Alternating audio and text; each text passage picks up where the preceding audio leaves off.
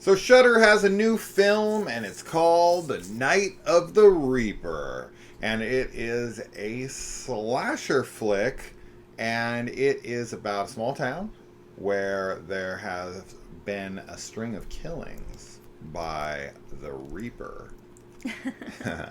And we have Dina, who's returned home from college. She gets a babysitting gig, and she might just be the next target of the Reaper. So, very classic setup here. Now, this is brought to us by a director that he made a couple films with Shudder previous to this that we didn't like. And I kind of figured it was him because in one of the scenes we saw sitting up on the TV like a VHS tape that said Superhost on it. Oh. And I was like, I bet you that's the director of Superhost, which we did not like. And he also did a movie after that, which I think we watched the last maybe 2 years ago, called The Puppet Man, which we did not care for either. But hey, third time's a charm. Yeah, let's talk about it. He also made a movie called Z, which I did quite like. Oh, I like that movie too, actually. And that stars Keegan Connor Tracy from this movie as well. She doesn't play as big of a role in this as she does in that, because that movie she's the star, and this she's a much smaller role. But when I saw her, I was like, oh, that's cool. I like seeing her. I haven't seen, she pops up a lot here and there. Anyway, so little reunion there between them. But he took a little hiatus and then made those Shudder films, and I was like, oh, I don't like these at all. But I did like this one. So I guess this is the type of film that less said the better, I guess. Yeah. All I'll say on that is that if you're just looking for a very traditional slasher, then you probably won't like this. But if you do want, something different out of a slasher, and you don't overthink things, right? There's like a believability factor that you've always got to just, accept in movies for the most part.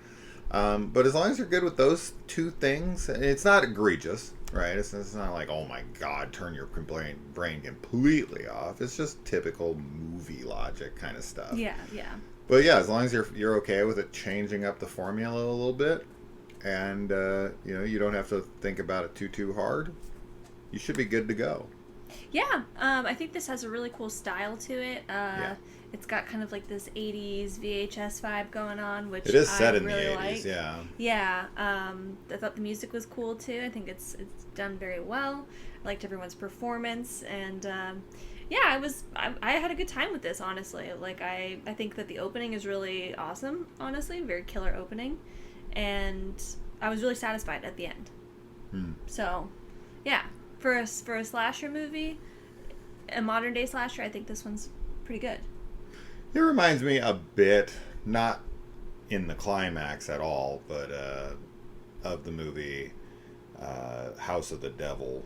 Yes. By Ty West. The opening for sure feels like that. Just like I know that the House of the Devil set in the 70s, but just kind of that retro vibe, and the babysitting of like the girl dancing, and there's a lot of similar things. Sure. Which is funny because that's a Ty West movie. Yeah. And I watched a movie yesterday, which I also thought was kind of aping off of not only Texas Chainsaw Massacre, but more recently X, and that I hated.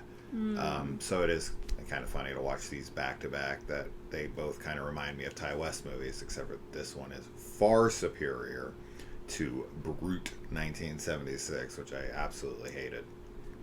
But yeah, this has a lot of really good style to it. And the style is like one of the standouts for me. Sure, music is quite good.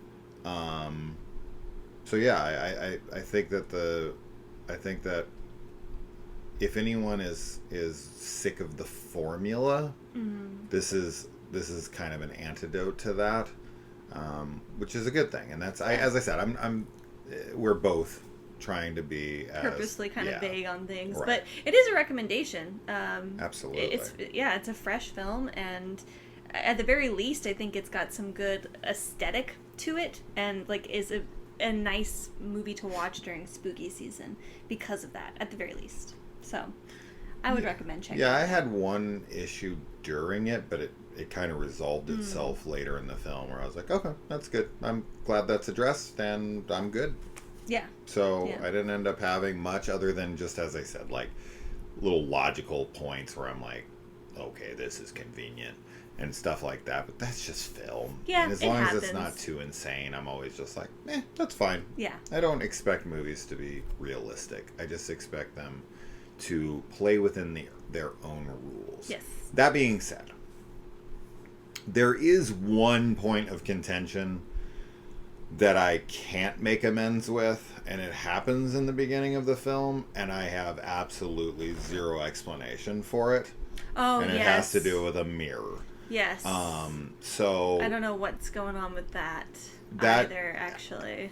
That's kind of a bit of a plot hole, or it's also very like blink and you miss it kind of a thing too, but it's definitely happens, like you definitely see something. It's like a misdirect, and I don't like that. Yeah, I don't have any explanation for it, unfortunately. Because if the characters saw themselves, then I could explain it away. But because they don't... the character doesn't notice this thing, it's only for viewers to see. Yeah. And that just gives us a false sense of what the movie might be. Yeah. And when it isn't, you're like, then how is that possible? It isn't. Yeah, it's odd. It's definitely odd. And it never happens at any other place in the film. No. So it's a weird inclusion. Yeah. It's a literal 1 second or less scene. Yeah. So it's kind of like, and most people might not even think of it again. Sure. But because this thing happens and you go, oh, well, okay, so that's the way this movie's going to be, I guess.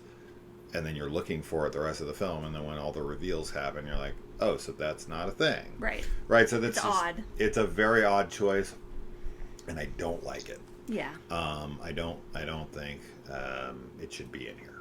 So those are always those moments where you have got to, you've got to stick to your,